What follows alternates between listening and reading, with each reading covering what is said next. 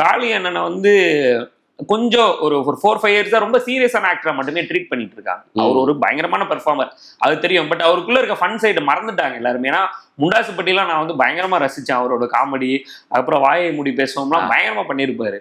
So அதை வந்து miss பண்ணிட்டாங்களோன்னு தோணுச்சு. ஸோ இந்த படத்துல வந்து கொஞ்சம் அவருக்கு அந்த காமெடியை ஸ்கோர் பண்றதுக்கு நல்ல ஸ்கோப் இருந்தது. ஸோ அதை வந்து எஸ்டாப்ளிஷ் ஆனது வந்து, ஏன்னா இப்போ அவர் காமெடியை ரசிச்சு அவரோட அந்த பழைய மறந்த டைமென்ஷனை திரும்ப ரீகெட்டில் பண்ணது ரொம்ப ஹாப்பியா இருந்தது. அதை அவர் பயங்கரமா என்ஜாய் பண்ணி பெர்ஃபார்ம் பண்ணாரு அந்த சீன்லாம்.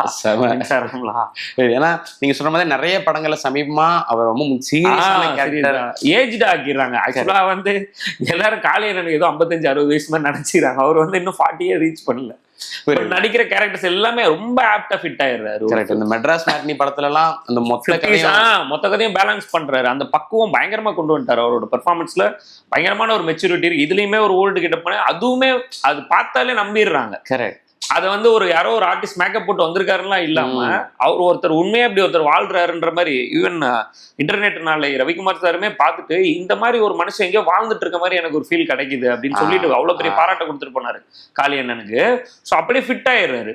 ஸோ அது பயங்கரமான ஒரு விஷயம் தான். பட் இருந்தாலும் அவரோட அந்த ஃபன் சைடை மறந்துட்டாங்க. அதை நம்ம எப்படியா ரீகெண்டில் பண்ணுவோம். இது நல்லா அமைஞ்சிருச்சு.